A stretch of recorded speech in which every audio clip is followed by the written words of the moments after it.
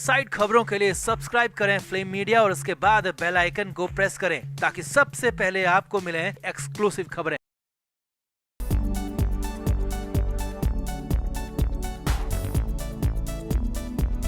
संजय राउत हर रोज किसी न किसी विवाद में रहते हैं और इस बीच एक नया विवाद उनसे जुड़ गया। एक नए विवाद में संजय राउत फंसते हुए दिख रहे हैं और हालात ये हैं कि संजय राउत को मारने के लिए धमकी दे दी गई है। जी हां, जहां मिलोगे वहीं मारूंगा, बीच सड़क पर मारूंगा, बीच सड़क पर पीटूंगा, कुछ ऐसे ही शब्दों का इस्तेमाल हुआ है। यहाँ तक कि गंदी भद्दी गालियां भी दी गई है, जिसके बाद मुंबई में खासा बवाल मच गया क्योंकि इस तरह का बयानबाजी, इस तरह की बातें पॉलिटिक्स में पहली बार यहाँ पर हो रही हैं, जो कि मारने पीटने तक बात पहुंच गई है। क्योंकि ये कहने वाला और ऊपर से कोई नहीं है बल्कि केंद्रीय मंत्री का छोटा वाला बेटा है, जिससे मामला और ज्यादा गंभीर और संगीन हो गया। तो बताते हैं आपको क्या है पूरा मामला, क्या है नया बवाल और उबाल। आप भी इस वीडियो को शेयर करें और कमेंट करके अपनी राय जरूर दें। हमारे व्लॉग चैनल नीतू की पलटन का नया व्लॉग आ गया है, उसे जरूर देखें, जिसके लिए लिंक डिस्क्रिप्शन में दिया है। लाइक, शेयर और सब्सक्राइब भी करें।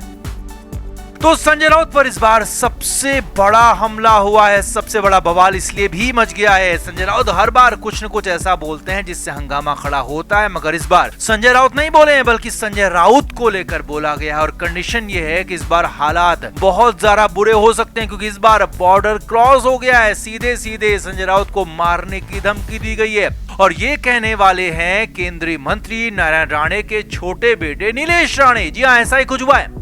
असल में केंद्रीय मंत्री नारायण राणे ने अभी कुछ दिन पहले ही कहा था कि उन्होंने इस संजय राउत को सांसद बनाया, संजय राउत के लिए नियम तोड़े, संजय राउत पर पैसा भी लगाया और तब जाकर संजय राउत सांसद बन पाए। और आज वही राउत मुझसे ऐसे बातें करते हैं, यानी कि तीखी बातें करते हैं। अब ये तो ठीक था, लेकिन नारायण राणे के छोटे बेटे नीलेश राणे यहाँ पर एक कदम नहीं बल्कि कई कदम आगे बढ़ गए। कई कदम इसलिए क्योंकि सीधे सीधे मारने की धमकी दे दी। नीलेश राणे ने एक वीडियो जारी करके कहा कि संजय राउत बहुत बोलता है। जी हां, ऐसे ही शब्दों का इस्तेमाल हुआ है और आगे तो इससे भी ज्यादा तीखे और इससे भी ज्यादा खतरनाक शब्द थे। उन्होंने कहा कि संजय राउत हमेशा कुछ न कुछ गलत बोलता है, कुछ न कुछ ऐसा बोलता है, उसकी भाषा में ही अब जवाब देना होगा, तभी वो शांत होगा, तभी उसका कुछ होगा। जी हां, आगे देखिए। इसके बाद नीलेश राणे ने कहा कि संजय राउत जहां मिलेगा उसको वहीं पर मारूंगा, संजय राउत वहीं पर मार खाएगा, पिटाई खाएगा। जी हां, ये बातें केंद्रीय मंत्री के बेटे ने कही है कि संजय राउत जहां मिल गया वहीं पर मारूंगा, सड़क पर ही मारूंगा, क्योंकि संजय राउत का इलाज ही यही है और कोई रास्ता बचा नहीं है। और देखिए, नीलेश राणे ने यहाँ पर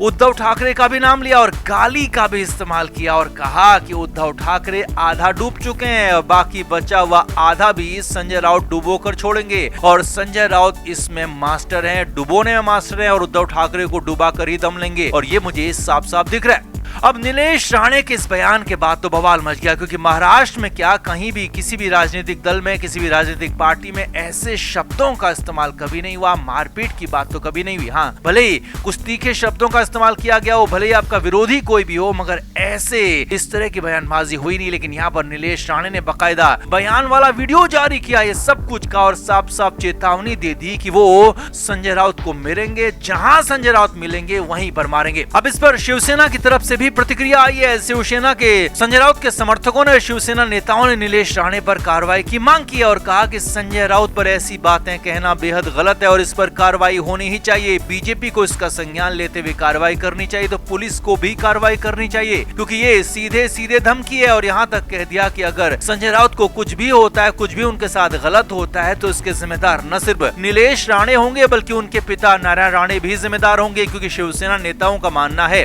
कि नारायण राणे के उकसाने के बाद ही उनके छोटे बेटे नीलेश राणे ने ये सब कुछ कहा है। अब महाराष्ट्र की सियासत में उबाल है, मुंबई में उबाल है, बवाल है। हालांकि संजय राउत की इस पर फिलहाल अभी तक कोई प्रतिक्रिया आई नहीं है, कोई बात अभी तक संजय राउत ने कही नहीं है। लेकिन हाँ, माना जा रहा है कि जल्दी संजय राउत इस पर बोलेंगे, बहुत कुछ बोलेंगे और संजय राउत की बात का, प्रतिक्रिया का सभी को इंतजार हो रहा है। और इसीलिए इंतजार हो रहा है क्योंकि संजय राउत पर ही सीधा हमला किया गया। तो आपका क्या मानना है, नीलेश राणे का बयान और बातें कितनी ठीक है, कितनी सटीक, या फिर नारायण राणे ने इस बार बॉर्डर क्रॉस कर दिया अपनी बातों से? आपका क्या मानना है? आप भी कमेंट बॉक्स में अपनी राय जरूर दें, वीडियो को भी शेयर भी करें।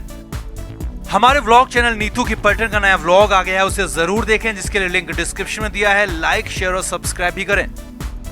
तो संजय राउत और केंद्रीय मंत्री नारायण राणे के बीच खासी जुबानी जंग चलती रहती है और इस बीच नारायण राणे ने ही संजय राउत को लेकर बहुत कुछ पोल पट्टी खोल दी है, बहुत कुछ बता दिया। जी हाँ, आगे बढ़ने से पहले आपको बता दें कि नारायण राणे पहले शिवसेना में ही हुआ करते थे, शिवसेना नेता हुआ करते थे। शिवसेना से ही उनका राजनीतिक करियर शुरू हुआ था, यहाँ तक कि शिवसेना की सरकार बनने पर वो महाराष्ट्र के मुख्यमंत्री भी रहे थे और तब से नारायण राणे शिवसेना में थे, जबकि संजय राउत एक क्राइम रिपोर्टर हुआ करते थे और उनकी नई नई एंट्री शिवसेना में हुई थी। बाला साहेब के जरिए संजय राउत शिवसेना में आए थे। अब उसी दौर की पूरी कहानी नारायण राणे ने बताई है कि कैसे संजय राउत को पहली बार सांसद बनाया गया, कैसे संजय राउत उन्हें सर सर कहते नहीं थकते थे। जी हाँ, नारायण राणे ने बताया कि मैंने ही संजय राउत को पहली बार सांसद बनाया था और ये सब कुछ बाला साहब के कहने पर किया था। जी हाँ, नारायण राणे ने पूरी कहानी बताई। कहा कि मुझे बाला साहब ने अपने घर पर बुलाया और मैं वहाँ पहुँचा तो मैंने पूछा कि साहब मुझे क्यों बुलाया, तो वहाँ पर संजय राउत पहले से बैठे हुए थे। नारायण राणे ने बताया कि बाला साहब ने मुझे कहा कि ये संजय राउत है और इसे सांसद बनाना है। राणे ने आगे बताया कि उस वक्त मैं महाराष्ट्र में विपक्ष का नेता था और बाला साहब की किसी बात को इनकार नहीं करता था और मैंने बाला साहब को कहा कि जी साहब हो जाएगा। मैंने फिर संजय राउत को अपने ऑफिस में बुलाया और कहा कि कल डॉक्यूमेंट्स लेकर आना। नारायण राणे ने बताया कि अगले दिन मैंने अपने ऑफिस में संजय राउत को बुलाया और वो सांसद बनने के लिए आया था, लेकिन उसका नाम वोटर लिस्ट में ही नहीं था। जी हाँ, ये हैरानी भरी बात यहाँ पर राणे ने बताई है। राणे ने बताया मैंने उससे कहा कि आपका नाम तो वोटर लिस्ट में है ही नहीं, तो राउत ने कहा कि हाँ सर मेरा नाम लिस्ट में नहीं है।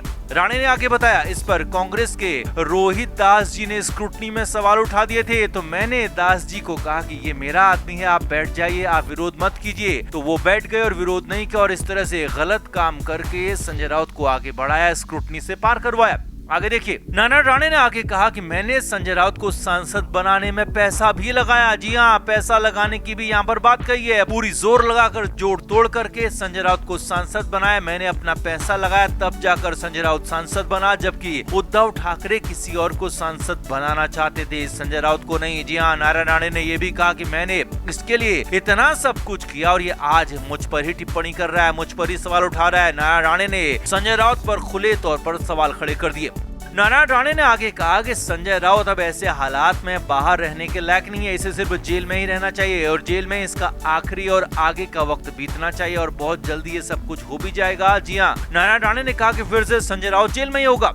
अब यहाँ पर नारायण राणे ने, जो कि पूर्व मुख्यमंत्री भी रहे हैं, अभी केंद्र में मंत्री हैं, संजय राउत के साथ शिवसेना में रहे हैं, संजय राउत के करीबी भी रहे हैं, तो उन्होंने संजय राउत के अंदाज को चीर कर रख दिया, क्योंकि जिस अंदाज में संजय राउत बात करते हैं उससे तो यही लगता है कि वो खुद से बने हुए हैं, सेल्फ मेड हैं। लेकिन यहाँ पर तो राणे ने साफ कर दिया कि कैसे उन्होंने ना कागज होते हुए, डॉक्यूमेंट्स नहीं होते हुए संजय राउत को सांसद बनाया, बिना डॉक्यूमेंट्स के आगे बढ़ाया, पैसे खर्च किए, लोगों से बात की और तब जाकर संजय राउत सांसद बने। अब हालांकि संजय राउत का इस पर कोई बयान या कोई पक्ष अभी तक आया नहीं है, राउत की कोई प्रतिक्रिया नहीं आई है। उम्मीद की जा रही है कि जल्द से जल्द संजय राउत भी इस पर प्रतिक्रिया देंगे, क्योंकि वो बिना प्रतिक्रिया के रह नहीं सकते। लिहाजा तब तक तो इंतजार करना ही होगा। लेकिन हाँ, अभी तक फिलहाल संजय राउत की पूरी पोल पट्टी यहाँ पर नारायण राणे ने खोल दी है, जो कि हैरानी भरा है। तो आपका इस पूरे मामले पर क्या कहना है? क्या नारायण राणे वाकई ठीक कह रहे हैं या फिर संजय राउत की कहानी का, उनके पक्ष का इंतजार करना चाहिए, क्योंकि मामला कुछ और भी हो सकता है? कमेंट करके आप भी जरूर बताएं, वीडियो को शेयर भी करें। Flame media report.